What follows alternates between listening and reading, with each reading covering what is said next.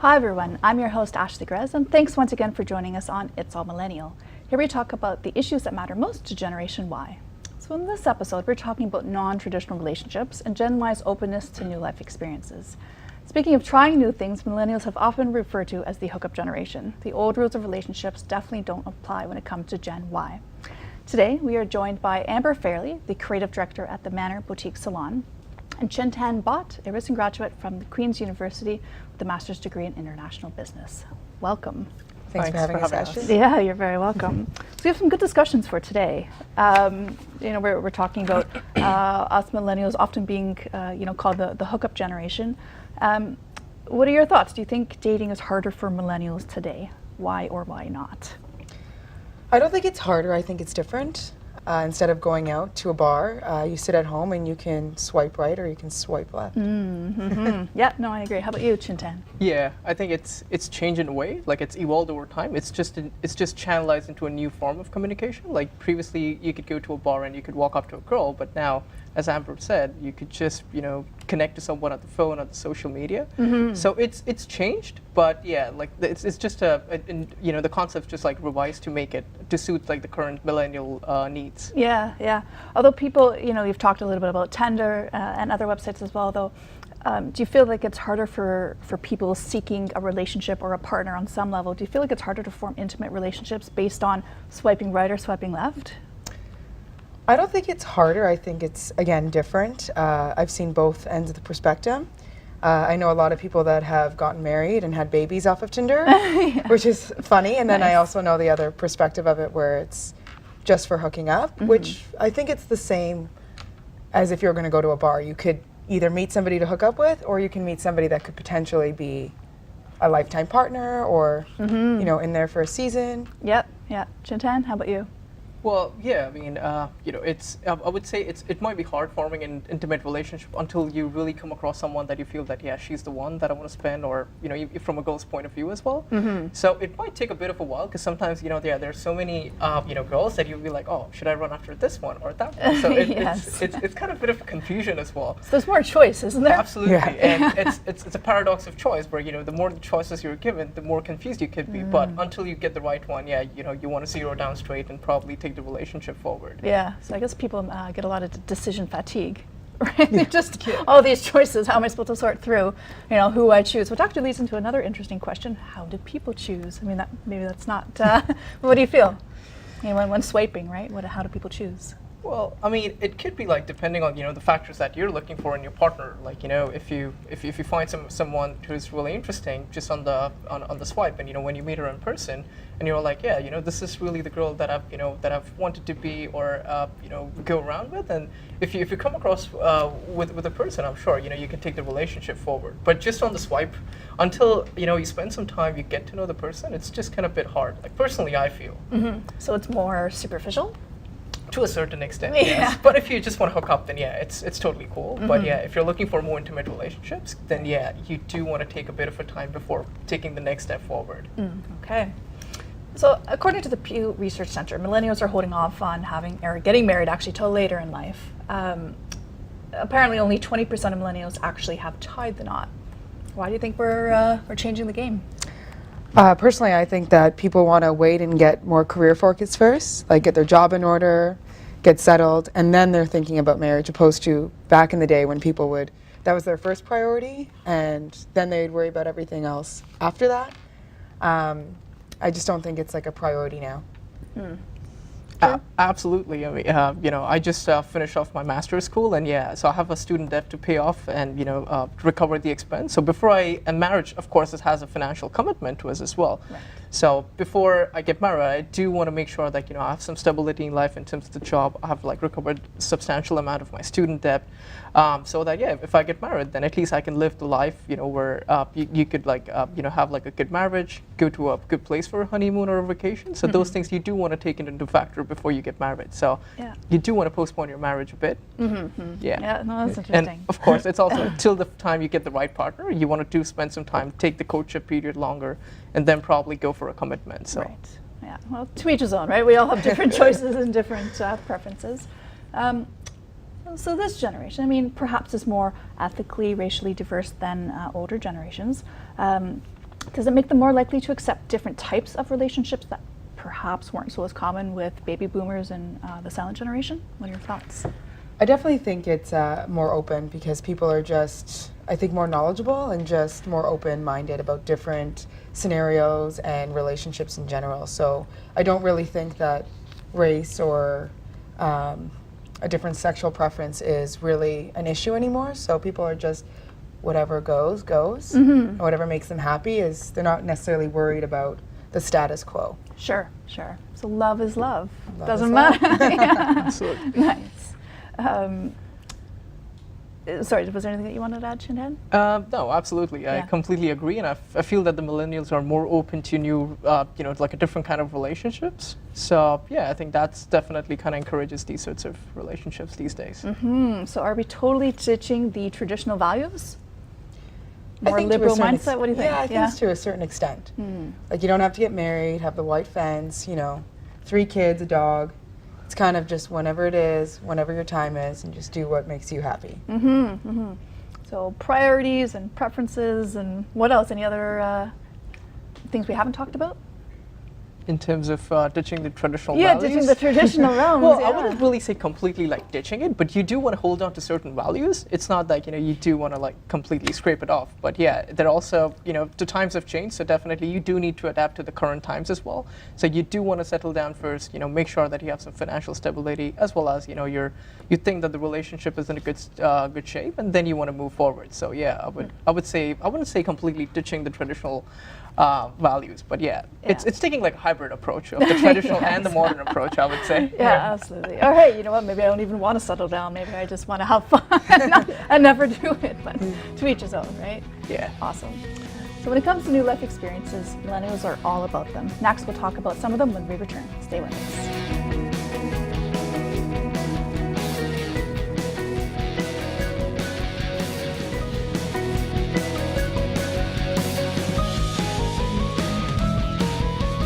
Welcome back to It's All Millennial. I'm your host, Ashley Krez.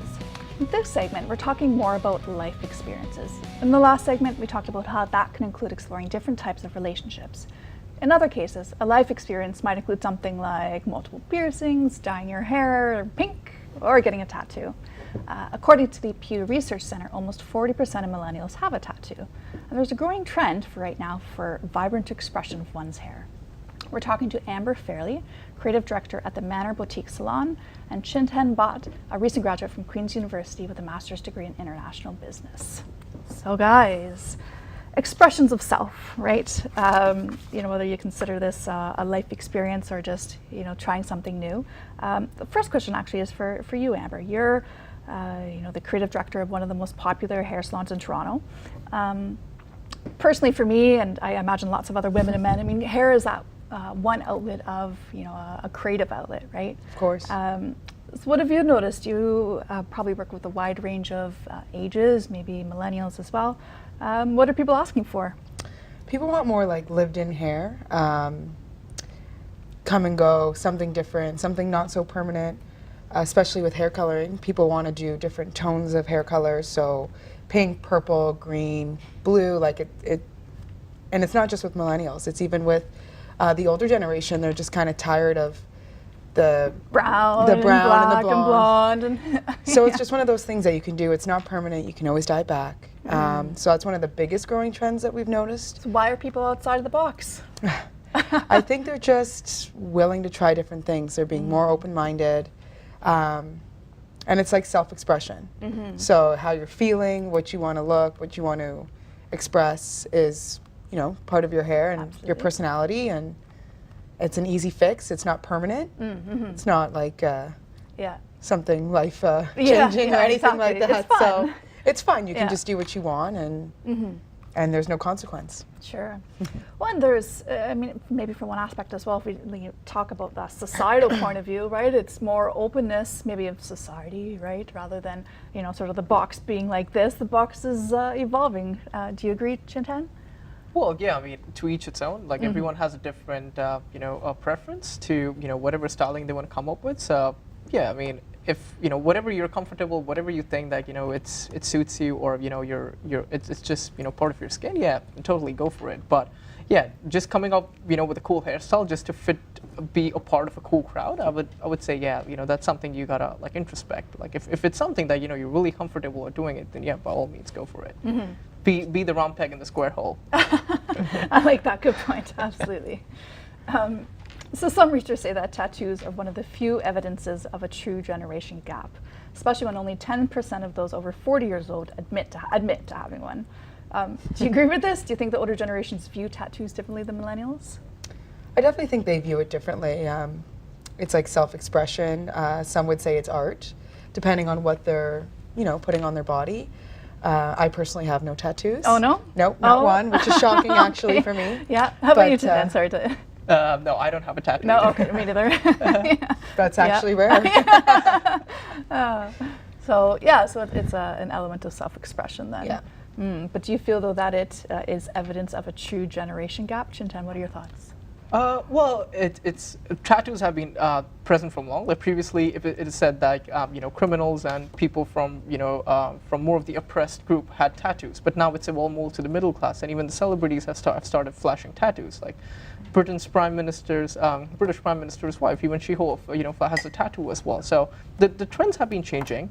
People do like wearing a tattoo, and like most of the people have a story associated to it. Like someone would have their daughter's picture tattooed on their chest or something like that. So it has these cute expressions associated to it. So yeah, to each its own, and it's their choice as long as you're okay doing that. It doesn't matter. Yeah. Well, the millennial generation often has many stereotypes, right? I mean, let's face it, we're entitled, or we, the attention sponges, right? We're always looking for some way to express ourselves a little bit differently than, our peers or our other generations. Do you think, though, that, millennials getting tattoos are yet another way of them trying to be special? I think a little bit. It's also very trendy, so it's kind of like a look, I find at least. But yeah, it's definitely something to make them feel a little bit more special than just the regular average skin. Yeah. And I also feel that, I feel that millennials are more bold. Like, they don't really, have any reservations doing any of these things, which probably the older generations, even though they wanted to do, but, they might be, a bit caught up by the dogma that others are not really doing it. So they might have a bit of reservations doing that, but the millennials are pretty different. Like, they don't really mind being, one of the, the odd numbers in the, amongst the crowd. So I think it's, they enjoy basically, doing So those things. are we enjoying the rebelliousness of it? Is that it?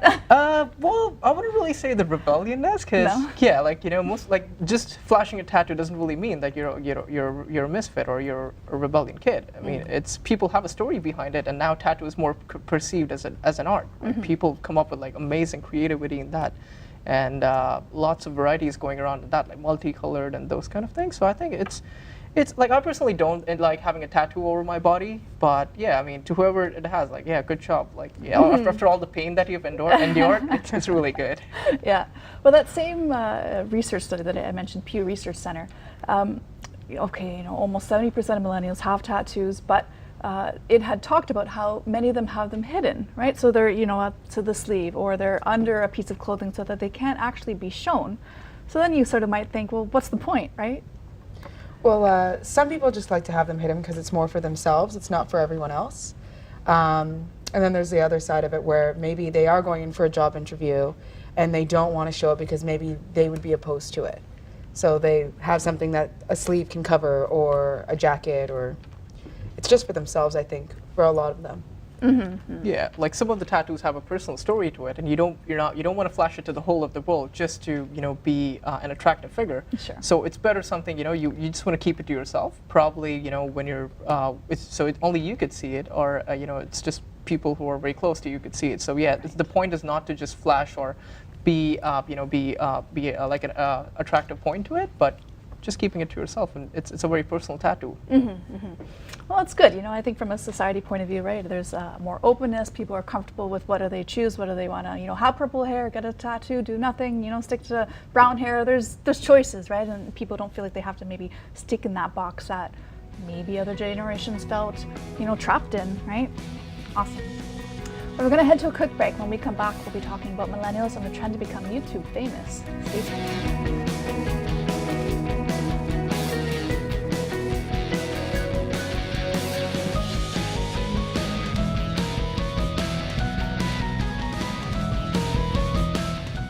Welcome back to It's All Millennial. I'm your host, Ashley Krez. In this segment, we're discussing the trend of millennials to become famous through YouTube. According to a 2014 survey by Variety magazine, millennials actually view YouTube fame as an achievable goal compared to becoming a TV or movie star. Many also prefer YouTube stars over traditional celebrities, stating that they feel like they're more relatable. We're back talking to Amber Fairlie, the creative director at the Manor Boutique Salon, and Chintan Bhatt, a recent graduate from Queen's University with a master's degree in international business. Thanks, guys. Thank you, Ashley.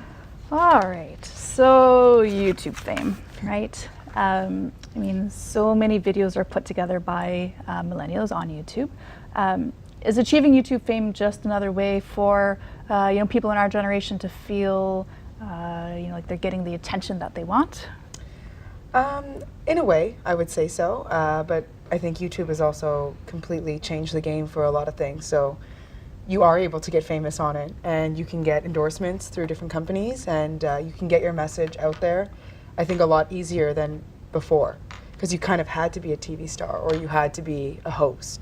Now you can just gain popularity over your followers on so many different venues, and you can become YouTube famous. Chintan, how about you?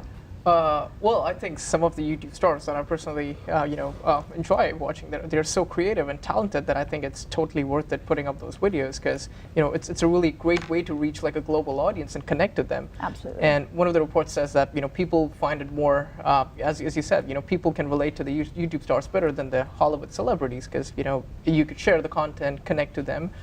So the relationship is more personal, and yeah. So I think it's if you have like a skill, I believe the fame and the subscribers that you get, I think it just follows you because you're so good with your work that people just can't stop sharing that work and being. So people actually make you famous by putting it across their social media. Yeah. So maybe it's a different type of relationship that was formed, when compared to TV stars or different celebrities. What do you think? In terms of social media, right? Whether you're on YouTube or Instagram, I mean, you're connecting, you're sort of chatting back and forth through comments, right? You can add likes to videos where maybe back in the day, right, there wasn't as much interaction. Do you think that's right? Yeah, definitely, and so it's a it's a very responsive connection where the person that you're commenting, he replies back to you, says thanks, please keep sharing these comments. It really encourages me, and I think as if you're a fan of these YouTube celebrities, I think it's really motivating for you. And one of the things is, most of these YouTube stars are, they're risk takers. Their actions aren't really orchestrated or, guided by the PR firms, which most of these traditional Hollywood celebrities have. So they come up with topics which are really creative, which are very unique and risk taking, which probably the Hollywood celebrities might resist getting into that space. Well, interesting point of view. Do you have your own channel? No, I wasn't really that creative enough. You know what? No, not yet. How about you, Amber? I am on YouTube a little bit Yeah. with demos and do-it-yourself hair tutorials. Nice. But I'm not a YouTube star. Yeah. No, I hear ya. So while there's some millennials earning millions, and I'm so proud, it's so great for them, should most Gen Yers not quit their day job? Yeah. I think it all depends on how much followers they have. Like, if you're doing it and you're 100% committing to it, I think there's nothing wrong with that. But there is something to be said having a daytime job. Like, you do have to work and earn some money and contribute to society. Definitely, yeah. All right. So yeah, I think it's definitely you do want to hold on to like a certain base until you start hitting a threshold, and where you've actually blown the roof on YouTube. So once I think you're famous enough, or you have like, let's say, 1 million followers, or like you're confident that I can probably take my skill forward, then I think probably just 100% get devoted to your channel and keep growing your followers. Well, it's a business, right? I mean, you look at the analytics behind YouTube, right? You think about the goals of the content that you're putting into it, what the followers want, right? I'm thinking you think of it from the business perspective, right? For sure. That's great. So as YouTube and social media, do you think we've become a society that's too obsessed with fame and popularity, especially our generation? I think to a little extent, people can become really self-absorbed and almost, just in it for that.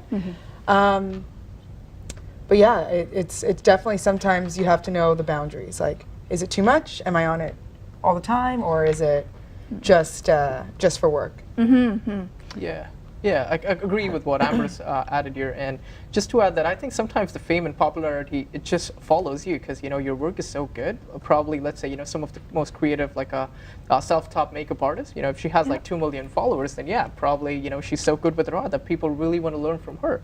So yeah, I mean, I don't think so. He or the person set up a channel with the intention of being famous, but it was just to demonstrate her art.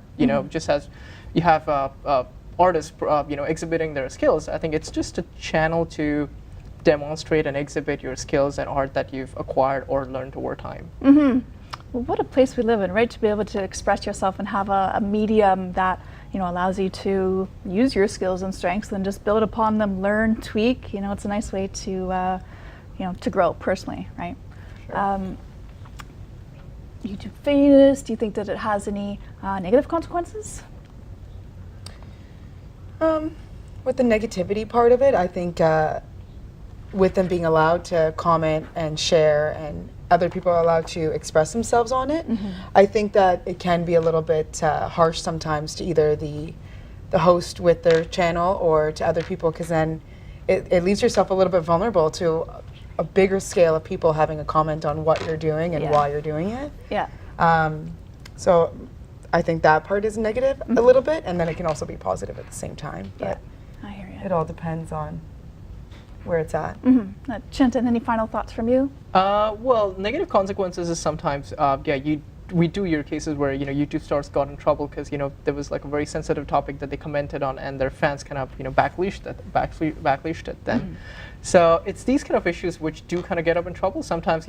Which is just with an intention of having a little fun. You do kind of cross the boundary and tweak on something sensitive, which might upset some people's sentiments. So you definitely want to keep that in mind. Where you're not really crossing the boundaries and living in the norms. It's good to have like a good laugh and joke, but we're still people. You gotta be nice to people. That's true. As long as you're not touching on something really sensitive or which kind of upset some people's sentiments. Absolutely. So yeah.